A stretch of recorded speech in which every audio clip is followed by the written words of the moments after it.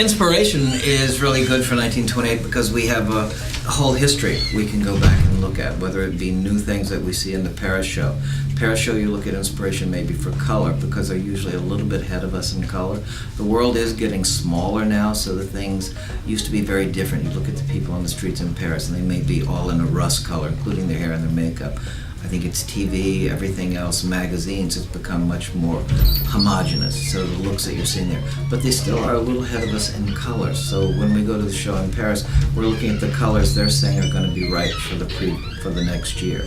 London's good because you do shop the stores, but it's also going to the antique and the flea markets. Like we get up very early Friday morning and there's an antique market starts at 4 a.m. It's called the Bermondsey Market. So we do the Bermondsey Market and we will find things there and how do we adapt them. I think one of the things that was in antiquities we found really interesting, it was a vinaigrette.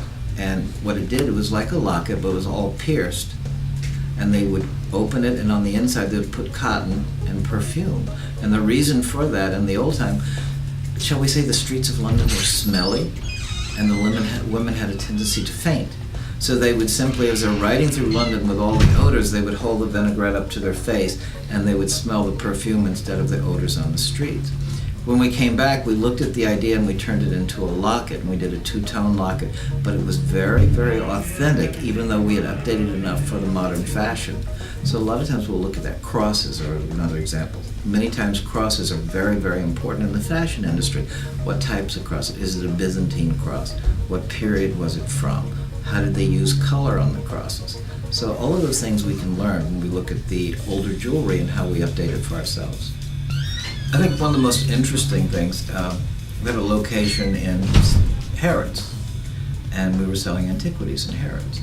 And they said most of the customers that came in were Americans that bought the product because it looked so authentic, it looked like real antiques, and it had a little history to it. They bought the product and took it home with them, not even knowing they could have bought it here, and probably a lot cheaper with our conversion rate and everything for the money, but they would buy it in Harrods to take it home because it looks so good.